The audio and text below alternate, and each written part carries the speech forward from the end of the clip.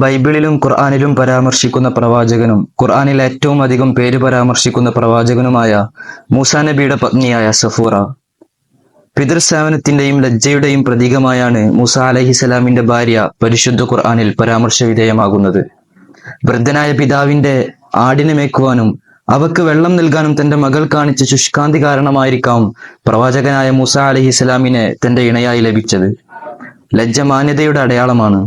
അത് വിശ്വാസത്തിന്റെ ഭാഗവും കൂടിയാണ്. മൂസാ നബി അലൈഹിസ്സലാം തന്റെ ഭാര്യയാകാൻ പോകുന്ന പെൺകുട്ടിയിൽ കണ്ട ഒരു ഗുണവിശേഷം കൂടിയാണ് ലജ്ജ. ഇരുവരുടെയും വിവാഹ പശ്ചാത്തലത്തിലേക്ക് ഒന്ന് നമുക്ക് എത്തി നോക്കാം.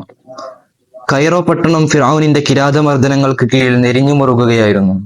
ഭരണവിഭാഗമായ കിബിത്തികളുടെ കീഴിൽ ഇസ്രായേലികളുടെ ജീവിതം ദുഷ്കരമായിരുന്നു. പട്ടണത്തിന് പുറത്തു നിന്ന് മടങ്ങി വരുന്ന മൂസ അലൈഹിസ്സലാം പരസ്പരം കലഹിച്ചു കൊണ്ടിരിക്കുന്ന ഒരു കിബിത്തിയെയും ഇസ്രായേലിയെയും കാണാൻ ഇടയായി. സഹായം അഭ്യർത്ഥിച്ച ഇസ്രായേലിയനെ രക്ഷിക്കാൻ ശ്രമിക്കുന്നതിനിടയിൽ ക്ഷുബ്ധനായ മൂസ അലൈഹിസ്സലാമിന്റെ പ്രഹരത്താൽ കിബിത്തി മലർന്നടിച്ചു വീഴുകയും തന്നെ മരിക്കുകയും ചെയ്തു. മൂസാ നബി അലൈഹിസ്സലാം ഒരിക്കലും അദ്ദേഹത്തെ കൊല്ലുവാൻ ഉദ്ദേശിച്ചിരുന്നില്ല. തന്റെ രക്ഷിതാവിനോട് പൊറുക്കലിനെ തേടുകയും ചെയ്തു. കിബിത്തിയെ കൊന്ന വിവരം ഈജിപ്തിൽ പരക്കുന്നതിന് മൂസ അലൈഹിസ്സലാം ഭയപ്പെട്ടിരുന്നു. അടുത്ത ദിവസം മൂസ അലൈഹിസ്സലാം മദീനയിലെത്തിയപ്പോൾ താൻ സഹായിച്ച ഇസ്രായേലിയൻ ഈജിപ്തുകാരുമായി പുതിയൊരു പോരാട്ടത്തിൽ ഏർപ്പെടുന്നതായി കണ്ടു.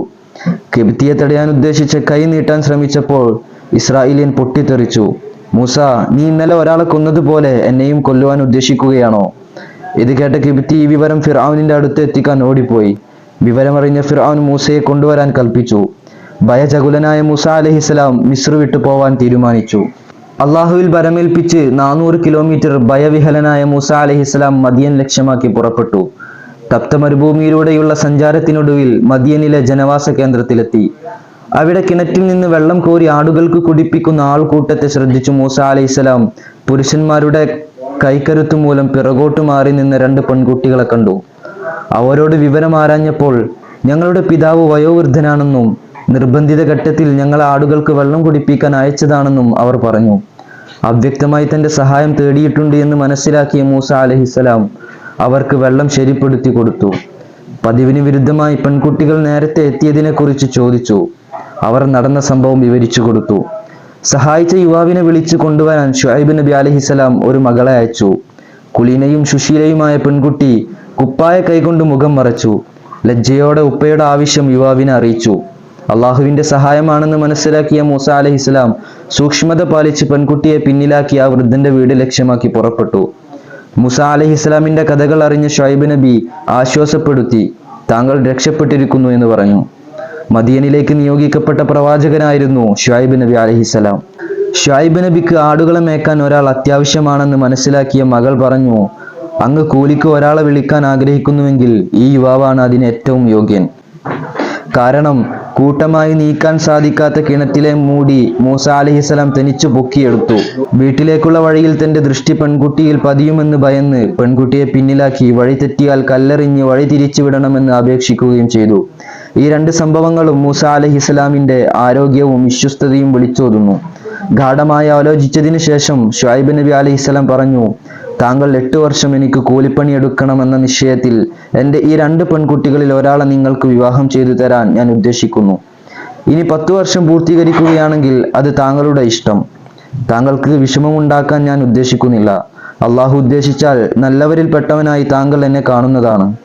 ശുഐബ് അലൈഹിസ്സലാമിന്റെ തീരുമാനം അംഗീകരിച്ച മൂസ അലൈഹിസ്സലാം പറഞ്ഞു, അത് എനിക്കും താങ്കൾക്കും ഇടയിലെ തീരുമാനമാണ്.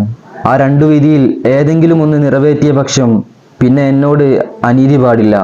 നാം പറയുന്നതിന് അള്ളാഹു സാക്ഷിയാകുന്നു. ഇബ്നു അബ്ബാസ് റളിയല്ലാഹു അൻഹുവിന്റെ അഭിപ്രായത്തിൽ മൂസ നബി അലൈഹിസ്സലാം 10 വർഷം പൂർത്തിയാക്കി ഭാര്യയുമായി ഉമ്മയെയും സഹോദരിയുടെയും സഹോദരൻ ഹാറൂണിന്റെയും അടുക്കൽ ചെല്ലുവാൻ തീരുമാനിച്ചു. 2 പെൺമക്കളിൽ വലിയവളുടെ പേര് സഫൂറ എന്നും ചെറിയവളുടെ പേര് സഫീറ എന്നുമാണ്. ഖുർആൻ വ്യാഖ്യാതാക്കൾ ആരെയാണ് വിവാഹം കഴിച്ചത് എന്നതിൽ അഭിപ്രായ വ്യത്യാസമുണ്ടെങ്കിലും വലിയവളായ സഫൂറയെ വിവാഹം കഴിച്ചു എന്നാണ് പ്രബല അഭിപ്രായം. മദീനയോട് യാത്ര ചോദിച്ച മരുമകൻ അമ്പിയാക്കളിൽ നിന്ന് അനന്തരമായി ലഭിച്ച വടിയും അല്പം ആട്ടിൻപറ്റത്തെയും നൽകി യാത്രയച്ചു. ഭർത്താവായ മൂസ നബി അലൈഹിസ്സലാമിന് പൂർണ്ണ സഹായ സഹകരണവും ഭാര്യ സഫൂറയിൽ നിന്നും ലഭിച്ചു. ഒരു പ്രവാചകന്റെ മകൾക്കുണ്ടായിരിക്കേണ്ട സകല ഗുണവിശേഷങ്ങളും അവൾ കാത്തു സൂക്ഷിക്കുകയും ചെയ്തു. അനുസരണ, അനുകമ്പ, ഭർത്തൃസേവ, കുടുംബ ചേർച്ച തുടങ്ങിയ വിശേഷണങ്ങളിൽ ഭാര്യ സഫൂറ ബീവി തിളങ്ങി നിന്നു. പേര് പറയാതെ തന്നെയാണ് ഖുർആനിൽ സഫൂറ ബീവിയെ പരാമർശിച്ചിരിക്കുന്നത്.